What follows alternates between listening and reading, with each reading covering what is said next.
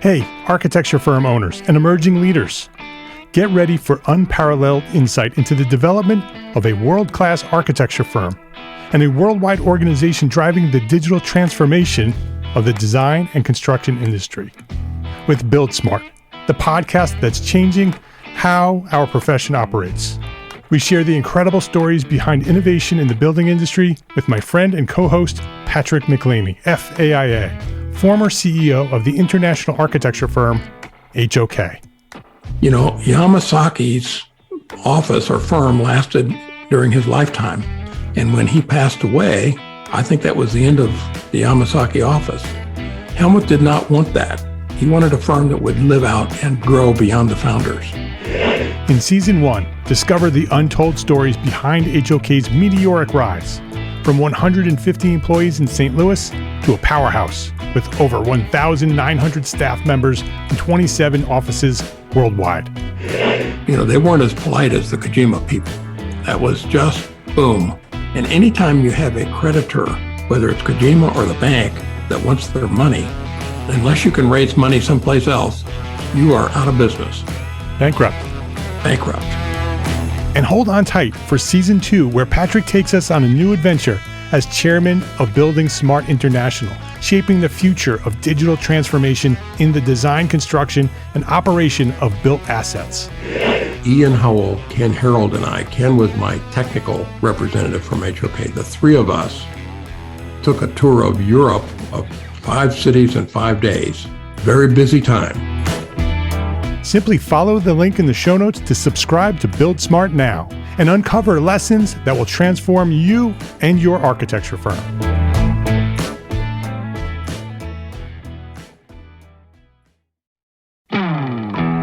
Hey, architecture firm owners and emerging leaders. Get ready for unparalleled insight into the development of a world-class architecture firm and a worldwide organization driving the digital transformation of the design and construction industry. With Build Smart, the podcast that's changing how our profession operates. We share the incredible stories behind innovation in the building industry with my friend and co-host, Patrick McLeamy, FAIA, former CEO of the international architecture firm, HOK. You know, Yamasaki's office or firm lasted during his lifetime. And when he passed away, I think that was the end of the Yamasaki office. Helmut did not want that. He wanted a firm that would live out and grow beyond the founders. In Season 1, discover the untold stories behind HOK's meteoric rise, from 150 employees in St. Louis to a powerhouse with over 1,900 staff members and 27 offices worldwide. You know, they weren't as polite as the Kojima people. That was just boom. And anytime you have a creditor, whether it's Kojima or the bank, that wants their money, unless you can raise money someplace else, you are out of business. Bankrupt. And hold on tight for Season 2, where Patrick takes us on a new adventure as chairman of Building Smart International, shaping the future of digital transformation in the design, construction, and operation of built assets. Ian Howell, Ken Harold, and I, Ken was my technical representative from HOK. The three of us took a tour of Europe of 5 cities in 5 days.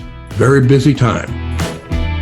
Simply follow the link in the show notes to subscribe to Build Smart now and uncover lessons that will transform you and your architecture firm.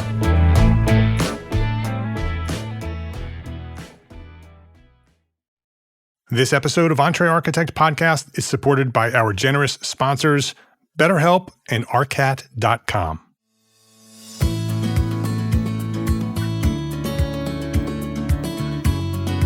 My name is Mark R. LePage, and you are listening to Entree Architect Podcast, where each week I speak with inspiring, passionate people who share their knowledge and expertise, all to help you build a better business as a small firm entrepreneur architect.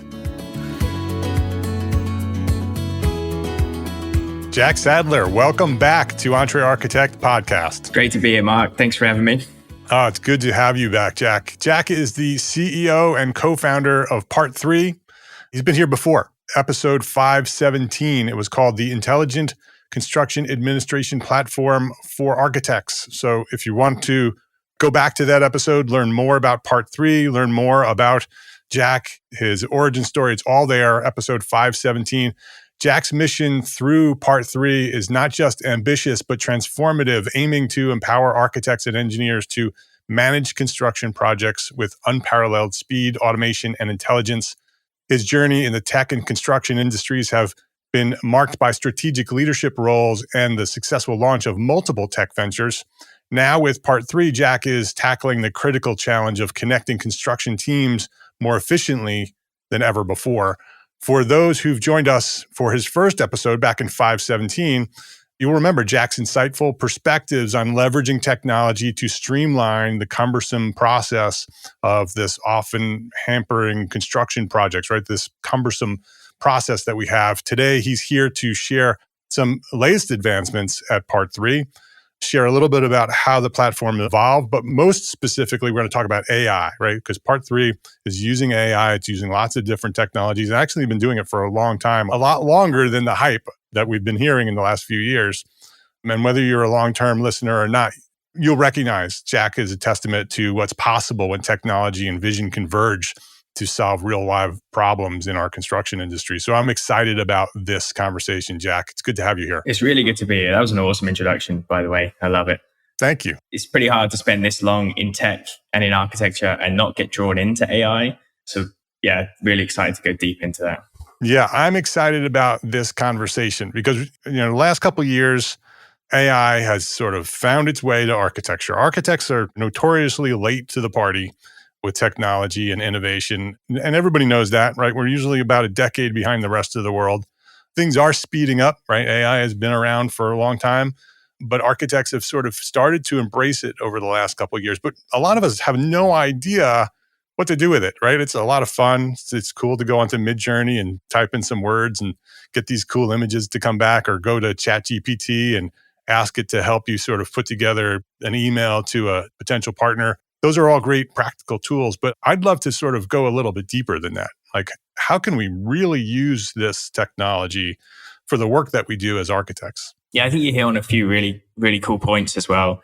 Most of what we're talking about in AI is a little bit theoretical, right? Most of it is really either deep into the model and trying to understand how these large language model works, and then inevitably start critiquing all the problems we're going to see with LLMs, which are real problems. We're going to have to overcome some really scary facts, and it's going to require some regulation. It's going to require a lot of data governance, which we can maybe get into that. But it's so exciting. Like, we're pretty used to seeing all these fancy images and videos and things that can create on the visual side. And that's obvious. We know how that's going to impact us today. We can create these compelling visuals that's going to help our conversation with clients. We're also going to be prepared for our clients to rock up with what they think is a really well done visual render with a plan behind it that's totally not constructible, but to the plain eye, it looks pretty good. So we're going to have a ton of impacts, not only to how we run our projects, but to the profession itself and to how we run architecture firms as a business. It's going to have some really big knock-on effects. So I think what I'm trying to do, at least, is really try and ground this in AI is no longer theoretical. And we don't have to talk about large language models. We can talk about what is being used today, what impacts Part 3 and AI and all these other technologies out there could have on your business today. And then within 3-5 years, it's going to change the profession and it's going to change how you run your business. So I think those are all really important concepts to wrap our heads around at the moment. I want to go deep into the future and sort of imagine what our profession can look like if AI moves in the right direction. We all can sort of imagine what could happen, right, if it goes into the wrong direction. But I want to talk a little bit more specifically today, right? What are some of the tools that are being developed today, like Part 3 and other AI tools, that we as architects could and should be leveraging today? Yeah, I mean, so much of what architecture is beyond the initial design stage. And most of what we're looking at AI is design. You mentioned a couple right off the top, but we're going to see a lot of impacts. There's some fantastic startups like maquette.ai that are really going deeper into actually creating renders, creating plans, and allowing you to edit them directly on a screen. And that's going to have a huge impact. But some of these tools are a little bit more like low-hanging fruit. I think most of what architecture is, most of what construction is at the moment is very, very documentation heavy. 90% of construction is documents and 10% data. I think what we're going to start to see is a big shift in that, because the single biggest impact that AI is going to have is giving you access to unstructured data in structured ways. So all of these messy pieces that don't look like data today, like these photos from site, these, reports from project managers, these anecdotal chats and conversations you have, all of that can start to become structured data. And that can be fed into models that can create progress reports, and they can check and they can scan for safety problems. They can scan for, upcoming problems that you might face. Those things exist today. And most companies out there, Part 3 included, we're building solutions that are helping these workflows move more efficiently. Like right now, one thing that we've done with Part 3 is we've figured out how to interpret a specifications document. This massive 2,000, sometimes 3, 4, 5,000 page document. You can use AI. We can scan that document. We can pull out all these messy visuals, these messy long sentences, and we can turn them out. We can say, here's the 250 submittals you should expect to receive on this project. And by the way, the second you get one from your contractor, we're actually going to review it for you first. So we'll do the first review using AI. You've got a bunch of hints, prompts, and tricks, which is going to help your junior staff get caught up to speed. It's going to help you save time, create more accurate reports, and do them faster. And it's going to help your GC do a better job. They know what submittals they need to send you. They know they're going to send you complete packages. So you're not going to waste time going back and forth. So there's tons of applications that exist at the project level today. That's here. That's already being used. And I honestly think for firms that are not using it right now, they should have a plan to be applying this within the next sort of 6 to 12 months. Find ways to bring in at a minimum things like location intelligence and visual scanning using AI on site. Find ways to improve your workflows, to use all of these digital tools, to find ways to bring them in and to kind of speed up a lot of the processes you're doing. Because what we're next going to see is the impact of the business model. The business model of an architecture firm is going to start to shift. And the first step we can take is make sure our projects are running more efficiently so that we can be a part of that change when it comes. I love what you just described, right? Because when we think about AI and in architecture, what's going to happen, we immediately go to the design, right? We immediately say, okay, those images are going to evolve and they're going to become more real, and it's going to help us with our drawings and those things. But I love what you just described of using AI to take that specification, all those drawings, right? Let's say a commercial building has 100 drawings, 200 drawings, and a giant specification document.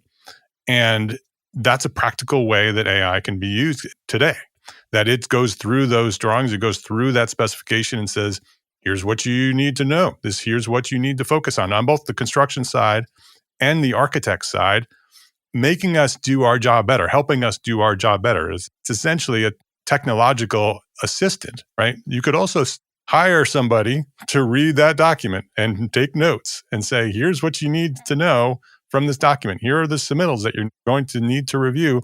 Here are the issues that you need to focus on in the drawings. But AI can do that much more efficiently, likely more accurately. And so I love that practical use of AI.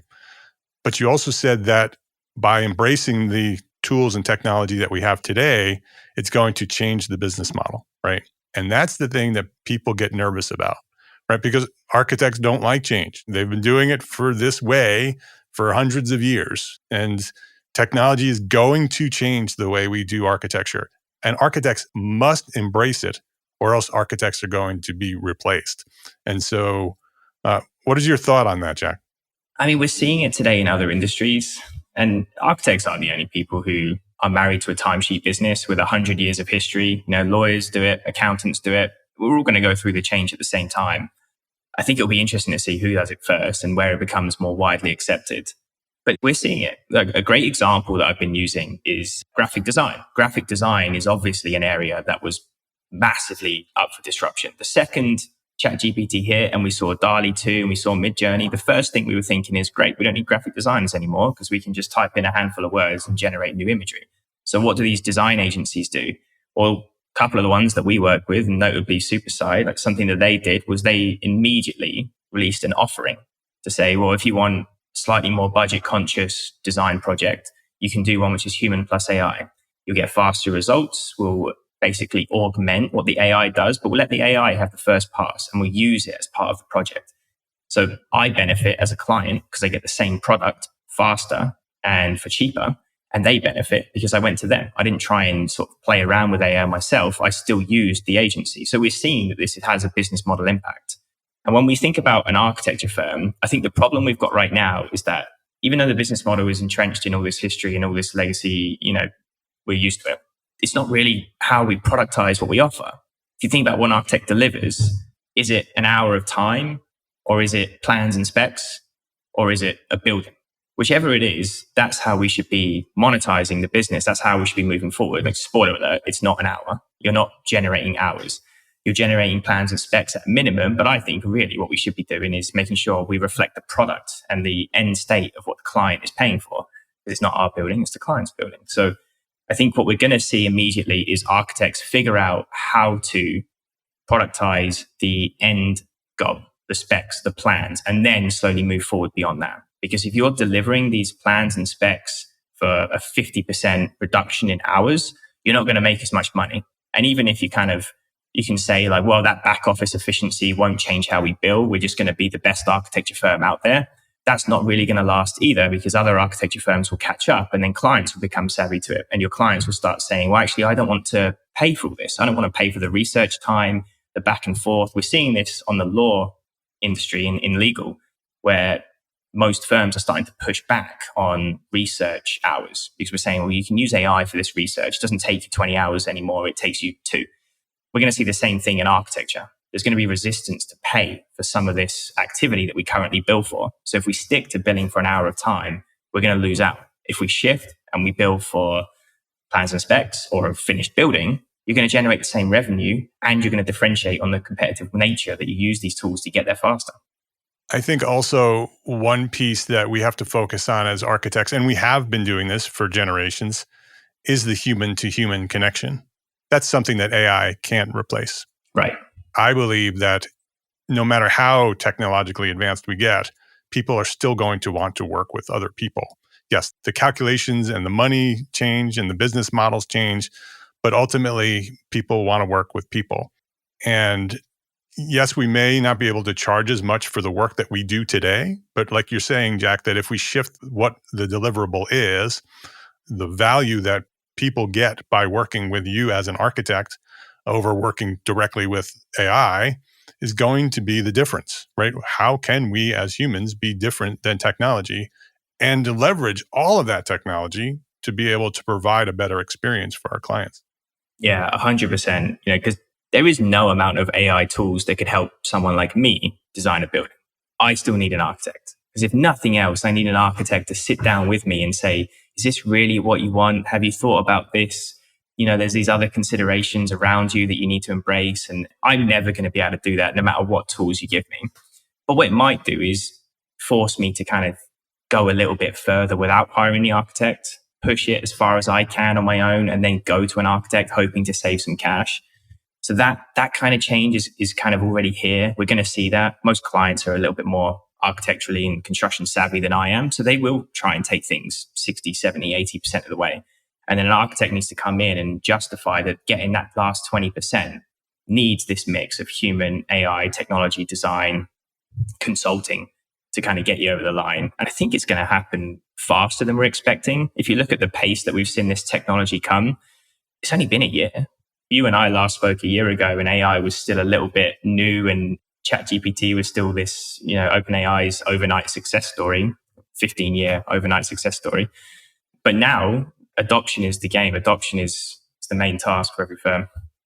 For sure. What are the things that architects today, right? Here we are talking about what the future looks like. There are tools today.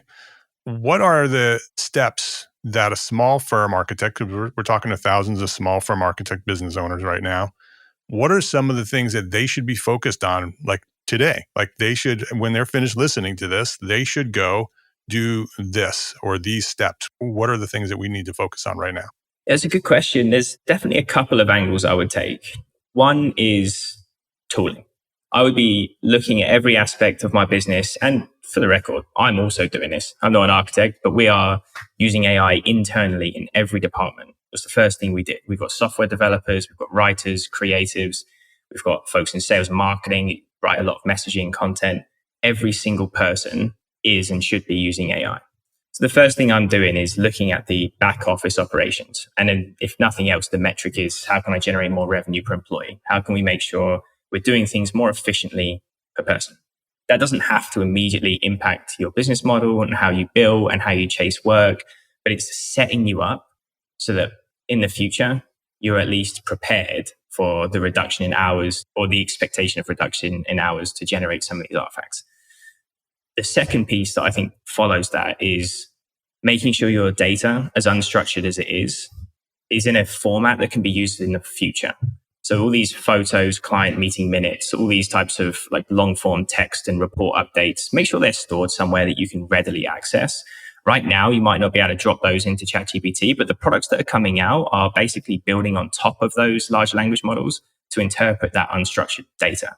So they're going to interpret your meeting minutes, your field reports, your observations, and any milestones and financial data you have on a project. And they're going to turn that into really, really usable metrics that help you understand your business, help you justify your value to the client. All of that can be done today. So look at those tools, figure out how you can bring something internal, look at the way you're saving and storing and using data and make sure that's there and it's ready. On the flip side, I would start pushing the boundary for, can you tweak your billing models? Can you go after projects that's less about hours spent during a phase? And can you price yourself or speak to clients you've got longer term relationships in and understand a little bit more about how you can surface and generate value through deliverables? You know, completing a phase is one way to unlock revenue, but delivering something that's really strategically objective to the project is the better way to do it. And I would definitely start having those conversations now, because that is going to change. The single biggest impact to your business will be the shift in client expectations and the change in competitive landscape. And that change in competitive landscape shouldn't be underestimated. Today, an architecture firm that's, maybe let's say a small to mid-sized architecture firm of 20 employees, if they want to start structural engineering or adding interior design or any new division and discipline to the business, it's quite a difficult process to do. 5 years ago, you'd have to go out and hire 10 professional engineers and stand up a structural engineering practice. But in the future, that might be as simple as getting one new partner in and then using AI tools underneath and generalists to actually run that practice. So now you can start to shift your own business into new competitive areas, but everyone around you will do the same thing. Your clients may start to add architectural services. Your contractor may start to shift and become more of a design build firm. So you're going to start to see who you consider a competitor massively increase. Everyone's going to blend a little bit, get a little closer. So you've got to start making sure you're aware of how you market yourself, how you position yourself, and how you describe the value of what you do. Most architecture firms do kind of fall in the same pattern there and sort of position themselves on human values and, the design process, a little bit less so on bringing buildings to life and what makes your view and your industry experience and relevance, more competitive than another firm. So as the competitive landscape shifts, I'd make sure we're starting to very deliberately position ourselves ahead of that. Yeah. And that gets into branding and storytelling, right? And so much. So when our clients think architect, what does an architect do? We've been talking about that for decades. And we've been talking about storytelling. Learn to be able to tell your own story. Thousands and hundreds of thousands of architects telling their own individual stories can literally shift the profession. I love the advice, Jack, of experimenting, right? Taking some of the tools that we have, knowing that our clients are going to become, if they haven't already, coming to us with expectations of AI being part of our process. We need to be prepared for those client expectations and say, yeah, we do that. No problem. Here's how we do it. Right? And provide them with a service that charges them to do something in a specific way. You don't have to overhaul your entire business tomorrow. Just take one little piece of it and experiment with it and create a product or a service that leverages AI so you can start experimenting with it and see, oh, that works. Let's try this. Let's grow this. Make this a little bit bigger. The other thing, Jack, data collection. Everything that we do needs to be done in a specific way in order for us to be able to leverage that in the future. Can you dive a little bit deeper into that, what that means in terms of how we should be doing that today? Yeah, it's a little hard to predict what the end state's going to be, right? And what that data will need to look like. I think the main message I'm trying to sort of push is to understand that unstructured data can be structured. That's kind of the whole point of AI, right? Like today, the difficulty of construction being 90% documents and 10% data means you can't really interpret a lot out of those documents because you've basically got a stack of PDFs. Some of those PDFs are drawings and plans. Some of those PDFs are shop drawings and things from the contractor. Some of those PDFs are addendums and change orders and all these financial things, but are basically all PDF. And you can't do a lot with that. Fast forward 10 minutes into the future here, and we are going to see tools that can take and accept all of those different PDFs. Like Part 3 is proving. We can take really big, messy, ugly PDFs, and we can do a job as good as any human at interpreting and generating real facts. So I think for now, my only advice is to not underestimate the value in all of that unstructured data. Those meeting minutes have an awful lot of context. And if you combine the meeting minutes with who said what in the progress of construction, the action items, with the change cost, with the financials of the project and the milestone, and some visual aspects, that's a progress construction report right there that an AI could generate for you much faster than a human. And they're not going to spend 3 days pulled into the other meetings and gone to the other site. An AI can do 2 projects at the same time or 200 projects at the same time. So it's going to be really important just to make sure you're accessing it and storing it in a way that's really useful. You don't need to overthink it. You just need to make sure you've got it all in a place. You can start to dump it into a model as soon as those products become available. And they are coming. Part 3 is one, but there's tons out there that are starting to interpret all these different PDFs. Yeah. And you don't even need to organize it. Just make sure it's somewhere where you can access it, right? Because AI can search it.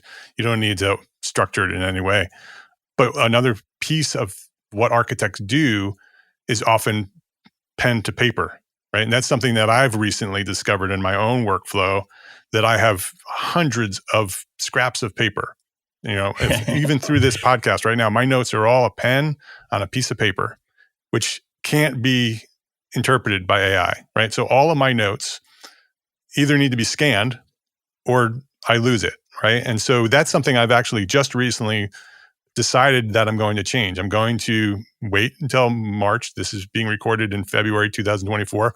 March, the new iPads are supposed to be coming out. I'm going to buy a new iPad, and all my notes are going to be on an iPad, even handwritten. You ditch the pen? They'll still be handwritten, but they're going to be written on a device that then can convert my handwriting into text and then can be stored, right? We need to think about that. We need to shift our mindset. Hand sketches. Architects are constantly sketching on a piece of paper. Again, same thing. Can't use it if it's on a piece of paper. You're going to have to scan it or you lose it. But if you're sketching on an iPad, now that is a digital, representation of your sketch, which can then be used and interpreted using AI. So I think what you're saying, Jack, is that we just need to think about what we're doing and how we're doing it, thinking about this technology and not only what we can do with it today, but what we're going to be able to use in the future. Yeah, that's an interesting point. I mean, everyone's going to struggle with that transition, right? From pen to digital. I did a few years back, trying to figure out how to type during meetings and things and trying to do all this. And drawing on a screen is never as easy as drawing on a bit of paper. But this computer vision technology has existed for a while as well. Like you can take a photo with a piece of paper with your iPhone and it's going to recognize the text and it's going to let you highlight it, copy it. That's computer vision in its most basic form. And we've seen the most recent OpenAI products. If you haven't already, the OpenAI Sora, I think it is. Like it's turning text and stuff into video and animation. So the computer vision is now part of these large language models across the board. So yeah, take photos, save them, store them. You don't have to shift. I personally couldn't go back to using a pen. I had to write some birthday invites for my son the other day. And it was the first time I'd picked up and held a pen for more than 30 seconds in years. Yeah, it's hard. Let's take a quick break to say thank you to our sponsors for their support of this episode. Architects, listen up. Is something interfering with your happiness or preventing you from achieving your goals? Regardless if you have a clinical mental health issue like depression or anxiety, or if you're just a human who lives in this world and is going through a hard time, therapy can give you the tools to approach your life in a very different way. I know this community of small firm architects very well, and I see many of you struggling. That's why I reached out to this episode's sponsor, BetterHelp. BetterHelp is a platform that makes finding a therapist easier because it's online, it's remote, And by filling out just a few questions, BetterHelp can match you with a professional therapist in as little as a few days. It's easy to sign up and get matched with a therapist. There's a link in the show notes. It's betterhelp.com/architect. Just use that link, betterhelp.com/architect. Clicking that link helps support this podcast, but it also gets you 10% off your first month of BetterHelp. So you can connect with a therapist and see if it helps you. If you need someone to talk to, consider online therapy with BetterHelp. Click the link in the show notes or visit betterhelp.com/architect. That's betterhelp.com/architect. Thank you to BetterHelp for supporting this podcast and for supporting our community of small firm architects. For over 30 years, ARCAT has been providing AEC professionals with high quality and up-to-date building product information. Today, ARCAT.com is much more than a product catalog, with BIM, CAD, and specifications created in collaboration with manufacturers. Beyond that, ARCAT.com also offers lead data, continuing education resources, newsletters featuring the latest projects and products, and don't forget, detailed podcasts. ARCAT.com is truly the one-stop shop for everything architecture. Try it out. Go to arcat.com. That's ARCAT.com. I've experimented with typing my notes, but with a conversation like this we're having right now, I have to be able to very quickly continue this conversation and write the note of what I'm going to, so I don't forget later in this conversation to bring back something that you referenced. And so I can't be typing that, right? Plus, I don't want you to hear me typing. So I have to write it. But if I'm writing it on a tablet, now that's digital. Yeah. Rather than paper. It's like you said, right? That's step one. That's a good step. Exactly. And it's just a mindset shift, right? It's just a mindset shift. You also talked about our tools and which tools can we be leveraging AI. And as you were saying that, I'm going to look at my notes here and it says inventory of your tools on my piece of paper here. And so I like the idea of evaluating our entire workflow as architects. Every tool we use, whether it's a pen and paper or a software, is there a tool that can automate that or leverage AI in some way and go through your entire workflow, right? And put an inventory of tools and which tools can we shift in order to maximize the benefits of this technology. And that is going to be, I think, challenging shift. In the short term, sort of 12 months, firms are going to start to become aware of these technologies, become aware of new products and tools. But making that shift isn't going to be easy because I think most people right now look for ways to do what they're doing better. You know, you're kind of looking for that 10, 25% improvement on a workflow.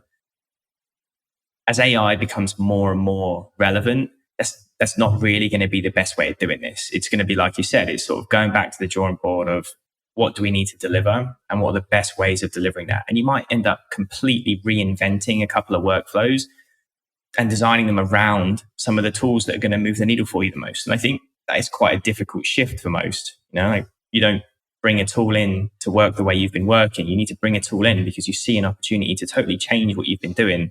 So redesigning those workflows is going to be, I think that's going to be a moment where we stall in this adoption curve. That'll be a moment when we start to get a little bit worried about it. Like, okay, this tool looks great, but it's totally changing the way we do things today. I'm not sure we're ready for that. That's a change management process. It's changing 5, 10, 20 people in what they do on a daily basis. So I do think that's going to be a hard moment, but that's just going to come from trial and error. Most of these tools are not going to force you to do big bang changes. You know, with part 3, we always make sure it's really clear that the best way of figuring out if you love part 3 is to just use it on your next project. And if you love it, you'll use it on the one after that too. If you don't, no hard feelings. But it's going to give you the chance to test it in one, concentrated space, one little area to get some good feedback and then go from there. And that might be a good way to test out some of these new tools. It's going to be the Wild West, right? For the next 6 to 12 months, those tools are going to change, reinvent themselves, redesign themselves because they're using AI as well. What's exciting for me is to imagine what the new firms that are being established today, right? These young architects coming out of architecture school, having been immersed in technology since they've been born, all working on iPads and iPhones since they've been born. They're going to build that firm that we're talking about. right? Yeah. From scratch. They're not going to do it the old way and have to convert it. They're going to build the new model. And like you said, we should be looking at our competitors. That's a competitor, right?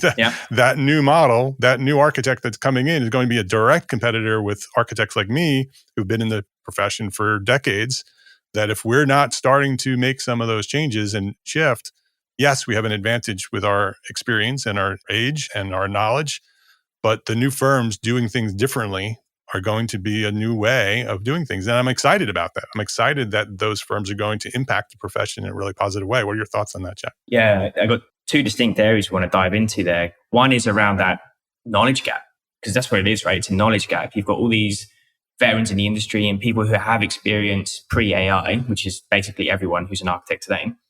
And you've got folks who are coming up and graduating using these tools. And that shift is going to get bigger. So we're going to see a bigger generational gap than we've ever seen over the next 5-10 years. But that is massively important to embrace, because the folks that are coming out from industry now, we talked a little bit about how your competitive landscape shifting. That doesn't just impact the work you go for and the clients you sell to. It also impacts your ability to attract talent. And if you're finding it difficult to attract talent today and you're not using technology, you're going to find it impossible to attract talent in 2 years, 3-4 years. So part of this adoption is going to be for talent and retention. And we need to make sure we're deliberately finding ways to bridge this gap. So kids that are graduating using these tools understand what the tool is actually trying to do. And they understand the logic behind it. They can challenge it. They can think with it. And that's a really important step. But we also need to make sure the folks who are in senior positions now, the associates, principals, and partners of today, they actually know how to come down and meet them halfway and use the tools and understand where it is good and not good, where we can rely on it, but where we need to supplement it with a second check or with a bit of human intuition. I think that generational gap is going to grow. And there's going to be a lot of shifts in university programs and in the architectural education space to embrace a lot of it. And we are seeing that today. But the second point on this is, if we as an industry are considered resistant to change, these are the types of catalysts that will exclude us from the conversation. I heard a really, really great couple of stories recently, but one is, obviously I'm big in the venture capital world and spend a lot of time speaking with investors and folks who have got really big, interesting plans in the construction space. And I heard a story through KP Reddy, actually, who's been on this podcast. And he spoke about one of the biggest VCs in the world, Andreessen Horowitz. And they had this idea where they wanted to kind of spin up a solution that would reinvent structural engineering. So some of the construction tech VCs that I know of and sort of connected with Andreessen Horowitz said, like, well, if you need help, we can introduce you to some structural engineers and we can help your company go out there and sell to them. Andreessen Horowitz' response was, oh no, sorry, you've misunderstood. We're actually not going to go out and sell to structural engineers because there's too much resistance. It's too difficult to do it. So we're actually going to build our own structural engineering firm of the future. And they're going to put something like $50 million behind it. It's going to be a great experiment. But it's a great example of, well, now those structural engineers are just not a part of the conversation. They're not going to have the chance to give feedback, to be heard, to improve it, to add to it. They're just being excluded. And that is happening in other industries. In the legal side, there's a company called Carter who basically built a solution that would help companies manage, ownership, equity in the business.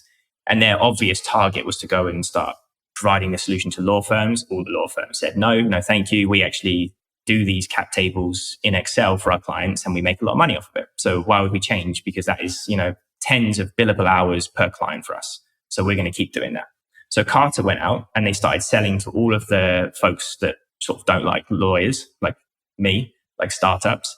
And they sold Carter to startups directly. So by the time we're working with lawyers, we go to them and say, we use Carter and we need you to use it. So lawyers were excluded from the conversation. They still became users and had to adopt Carter, but they lost all influence and all of the ability to sway where that direction was going. So that's the risk. It's a very real risk. But if we as an industry are resistant to this change, we're just going to get excluded from the conversation. It's going to happen without us. Yep. That is a theme that we've talked about here before, that if we don't embrace it, we lose it, right? That if we don't become the leaders of it, someone else will. Let's move to what the future looks like if we do embrace it. Let's say the profession recognizes that, they're hearing us having this conversation. They're like, yes, let's do this. I'm ready to roll, right? So we all do this. We all do our inventory of tools. We start learning about AI, we start leveraging it, and our firms start to change and become more efficient. We all start making more money because we're doing this. The new firms come in, let's say 5 years from now. I'm not going to even push it a decade. 5 years from now, best case scenario, what does a modern architecture firm that's running full blast, fully efficient look like to you? It's a good one. And 5 years is fun because we're going to see a lot of adoption, a lot of innovation. The resistance is going to die down. So 5 years is a good horizon. But one thing that's not going to happen within 5 years is regulation and governance.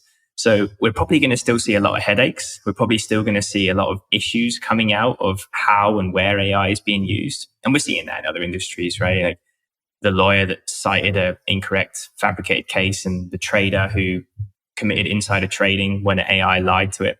So we're going to see a lot of these issues, and that, we're probably not going to want to risk our own license and risk our seal on something that AIs do. But I think the thing we will see is within the next 12 months, 18 months, we are going to see new business offerings.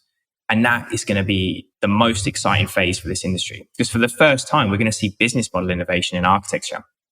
We're going to see firms try and create or try and convince clients they've been working with to do different contract types. And that's going to give them the freedom to do AI supplemented offerings and to bring in a different way of working. And I think that if you pair AI with some of the other industry innovations that we're seeing, like modular design and development and buildings like that, I think this is going to make construction way, way faster, way more efficient.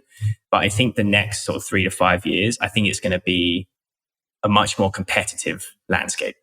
I think the biggest impact we will see is just new firms entering the architectural services offering from the GC world, from the interior design world, clients directly.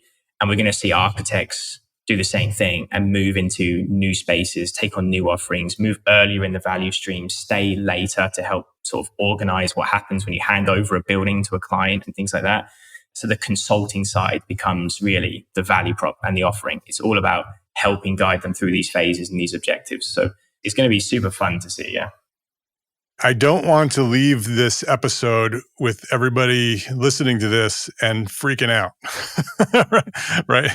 And being worried and being pessimistic about our profession, that we're doomed, right? Because we're not. We're definitely not. Right? And what we're talking about, we're sharing the solutions to this, right? And so I don't want you to be overwhelmed by hearing Jack and me having this conversation. I want you to be inspired by it. I want you to recognize that these changes are happening, whether we like it or not, and that there are steps and solutions that we can embrace to move ourselves in the right direction, not only individually as architects, but as an entire profession.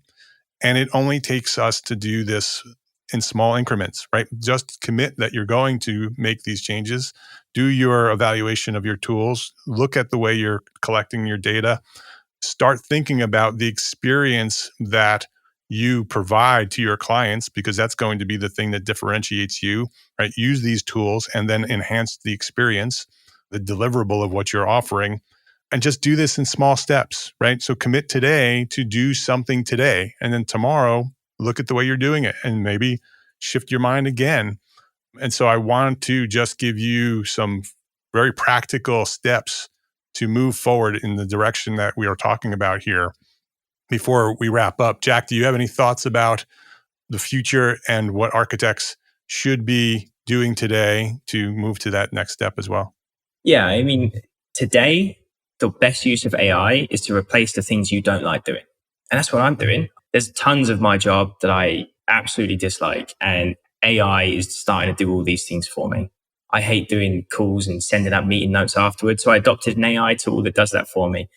I hate running and writing progress reports, so I adopted a tool that does that for me. So I think in the short term, architects have got tons of tasks that you'd rather not do.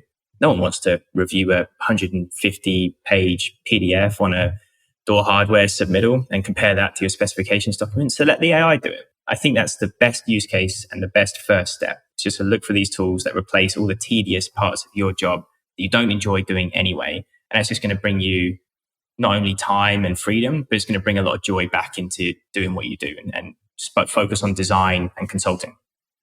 Well, I'm going to skip the final question because you just answered it. Unless you have a different answer for the one thing that a small firm architect can do today to build a better business for tomorrow. I think you just answered it. But if you have additional thoughts on that, what's your thought? I think that is definitely the best one. We've also talked about saving, storing, filing all your unstructured data. And we talked about starting to have those conversations with clients. Start to have the conversation on alternative ways to price. What if you could save 50% of your time in the CD phase? Would it still be just as valuable to you? If so, then we pay for CDs, not for the hours that went into it. So I think just starting to have those conversations now and consider it research. You're just researching for what business model was going to look like for you in 2025. His name is Jack Sadler. You can learn more about Part 3 at part3.io. Jack, what's the best way that an architect can learn about Part 3 other than going to the website? But is there a free trial, any of those kind of things? Yeah, definitely. Just go to the website, check it out. We've got a bunch of stuff on there. You can directly book a meeting with me or anyone in our team. We've also got an awful lot of content out there that's going to help you understand where and how you can use AI. And we've also got free tools out there that are great examples of tools you can actually start to apply today. For example, you've got a specifications document. You can dump it into our free tool on the website. We'll generate a submittal log for you and your contractor. So there's a lot of free artifacts out there that we can generate and provide for you. But head to the website. That's definitely the best place to start. Or shoot me an email. I'm Jack at part3.io, and I always love to talk about this stuff too. All right, Jack at part3.io, the website, part3, the number 3, part3.io. Jack, I always am inspired when I talk to you. I love your knowledge. I love your passion. Always an exciting conversation. Always makes me think about where we're going in the future, but also sort of grounding me in where I am today. So I appreciate you for the work that you're doing at Part 3, and thanks for coming by here and sharing your knowledge at Entre Architect Podcast. Thanks for having me. Already looking forward to the next one. If you liked this episode of Entre Architect Podcast, please share a link to this episode with a friend. Either just click the share button or highlight the URL and send the link to this episode with a friend, because that's how Entre Architect has grown to serve thousands more architects just like you throughout the 10 plus years of Entre Architect. That's how we've grown, architect to architect. So I would love for you to share this episode and all the episodes with one friend every week. Would love that. And thank you to our sponsors for this episode. We don't have an episode if there's no sponsors. So thank you to our sponsors. Links to those sponsors, which you should go visit and click, and all the resources that we discussed today for this specific episode, they are all available at entrearchitect.com/podcast. Every episode that we've recorded is there, entrearchitect.com/podcast. Go click the links to the sponsors and say hello. Entre Architect is a member of the Gable Media Podcast Network. You should go visit that at gablemedia.com. That is the next evolution of interactive media and resources for the AEC community. You can now earn continuing education credits for listening to select episodes of this podcast, Entre Architect Podcast. Yes, AIA CEUs for listening to a podcast. It's there, and many other podcasts are there as well, and you can listen to all of them and get credit. Learn more about our program, Gable Members Program, at the gablemedia.com/members website. That's GABL media.com/members. And if you are a small firm architect, join us today at Entre Architect Network. That is the worldwide organization for small firm entrepreneur architects. If you own your own architecture firm, you are an entrepreneur architect. You are an Entre Architect. With weekly live group business coaching, we have business coaching there, monthly live business training with AIA CEUs, 2 a month, so 24 AIA credits per year, including 12 of those are HSWs. We have them in the membership. Business resources, all the resources you need to run your business, special session webinars, mastermind groups, and a thriving community of small firm architects just like you. Hundreds of architects are there waiting for you to join. So we provide the support and encouragement you need to succeed as a small firm architect. I know that you haven't been trained as a business person when you launched your firm. That's what we do. Come learn how to run a business at Entre Architect Network. And today you can go join right now for free for 30 days at this link, entrearchitect.com/30 days will give you free 30 days for membership. Go check it out at entrearchitect.com/30 days, and I will see you there. Thank you for listening to this episode of Entre Architect Podcast. My name is Mark R. LePage, and I want you to remember 3 words: love, learn, share. Have a great day.